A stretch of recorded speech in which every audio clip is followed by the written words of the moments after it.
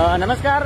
બનાસકાંઠા જિલ્લામાં વિધાનસભાના અધ્યક્ષ શંકર ચૌધરી દ્વારા જે પર્યાવરણ બચાવ અંતર્ગત જે કાર્યક્રમો કરવામાં આવે છે અને સીટબોલ થકી પર્યાવરણનું જતન કરવા માટેની અનેક અપીલો કરવામાં આવે છે, પરંતુ બનાસકાંઠા જિલ્લામાં વન વિભાગ અને પોલીસની રહેમ નજર હેઠળ લીલા લાકડાનું નિકંદન જાહેરમાં થઈ રહ્યું છે.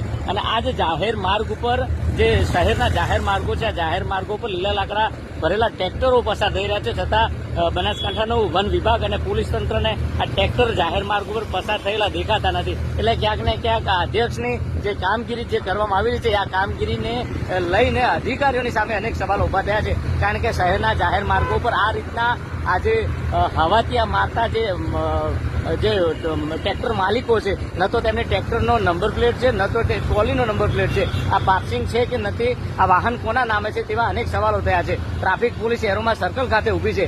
એરોમા ખાતે સીસીટીવી કેમેરા હોવા છતાં પણ આ જ પ્રકારે લીલા લાકડાનું નિકંદન ભરેલા આ જે વાહનો છે શહેરમાંથી પસાર થઈ રહ્યા છે. એટલે હવે એવું જોઈ રહ્યું કે એક બાજુ વિધાનસભાના અધ્યક્ષ શંકર ચૌધરી દ્વારા લાખો કરોડોનો ખર્ચ કરી વૃક્ષોનું જતન કરવામાં આવે છે, વૃક્ષોનું વાવેતર કરવામાં આવે છે, પરંતુ ક્યાંક ને ક્યાંક અધિકારીઓ અને ટ્રાફિક પોલીસ અને જિલ્લા ટ્રાફિક પોલીસની બેદરકારીને કારણે લીલા લાકડાનું નિકંદન કરી આ જાહેર માર્ગ ઉપર લીલા લાકડા ભરેલા ટ્રેક્ટરો પસાર થઈ રહ્યા છે.